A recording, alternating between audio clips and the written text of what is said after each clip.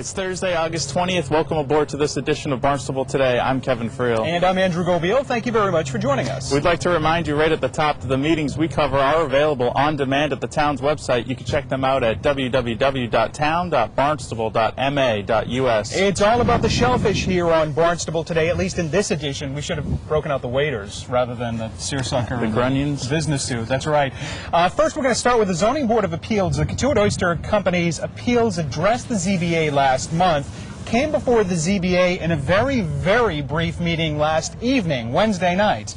James McGillen was the only ZBA member there to address what had happened. They actually took a look at some of these appeals and motions that really were not necessary because of what the board had done last month. Let's take a look and find out what happened Wednesday evening. I'm opening the Zoning Board of Appeals hearing for August 19, 2009. On the agenda this evening is remand appeal number 2003-094, Part 2 of the Katuitt Oyster Company requesting a parking variances. Also, remand appeal number 2003-110, Katuitt Oyster Company, Inc., the exempt use modification permit application. The remand appeal number 2003-137, the Katuitt Oyster Company, again, variance to exempt use provisions. The remand appeal number 2004-075, Part 2, Katuitt Oyster Company, Inc., special permits for nonconformities, and appeal number 2009-32, Katuitt Oyster Company, Inc., use variance. These appeals were noticed and opened on May 6, 2009. No testimony was taken on these particular petitions, and no request for relief, and therefore the applicant, the petitioner in this case, Katuitt Oyster Company, is requesting a withdrawal without prejudice. I will accept the withdrawal without prejudice. We have a letter on file from the petitioner and the petitioner's attorney. Having no other matters before the board this evening, I will adjourn the meeting as of 7:04. Meeting stands adjourned. So that was the outcome of the Zoning Board of Appeals meeting Wednesday night. Both individual and commercial license holders may benefit from some news that came before the Shellfish Committee on Wednesday as well. That night, committee members heard from Jackie Barton describing a homeowner's proposal to allow town access on an area beachfront. Is there any downside to this? Well, the downside is the town loses tax money. That's the downside. Right. That's the truth. But this is it's in a conservation restriction. That doesn't mean that people can use this area, right? No.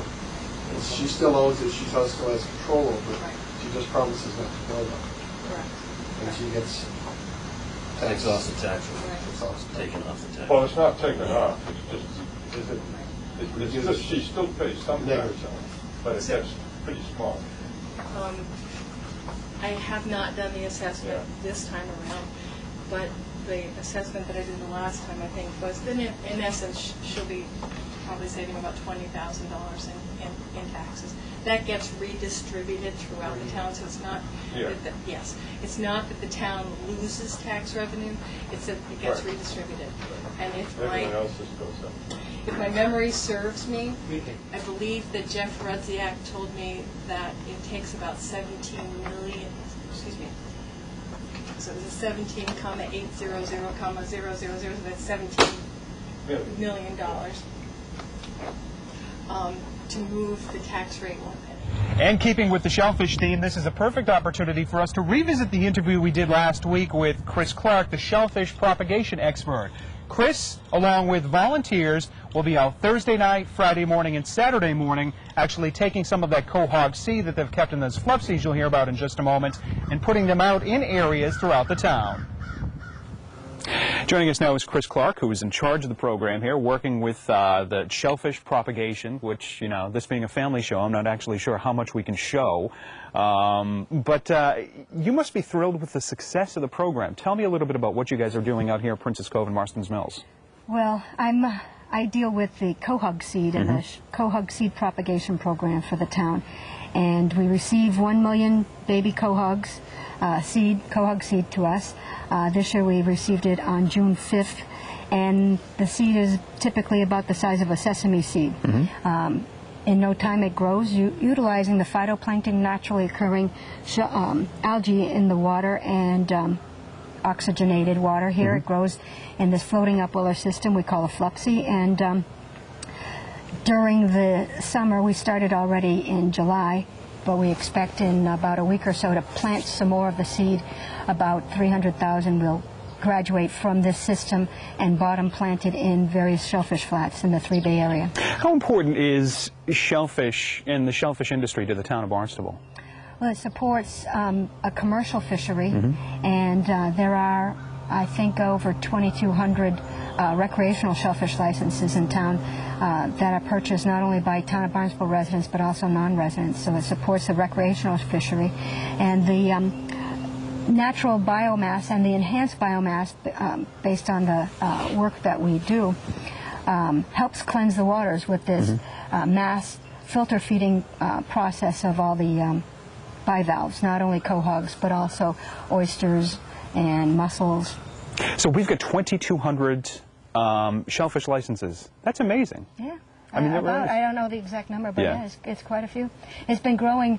I think we're about 100 or so, 100 to 150 licenses over last year, and it was also 150 licenses over the prior year. So it's So even in this growing downturn in the economy, we're actually seeing an increase in the number of shellfish licenses. Oh, it's probably because of the downturn in the economy, because people are going to fetch their food, hunters and gatherers, and coming with a premier product. People pay good money for oysters and little necks in restaurants and fish markets. You know, I don't know how many times in the course of what we do here in Barnstable Today, I think back of, you know, growing up in the town and what it was like. We've done something with the Highness Youth and Community Center and the times skating over at Kennedy Rink and to bring this full circle. I mean, I grew up, you know, I used our family license. We'd go clamming and quahogging all the time, and it's nice to see that not only is it continuing, but it's thriving. Oh, it's thriving and growing.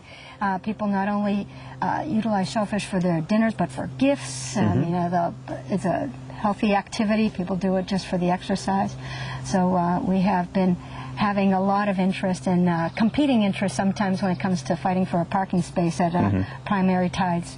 Very good. Now, you were actually conducting a tour of county officials and League of Women Voter officials here today. How important, generally, is the county government's involvement in what you're doing here? I mean, obviously, we're not just a town unto ourselves. I mean, there are 15 towns here on the Cape, so there has got to be some sort of crossover.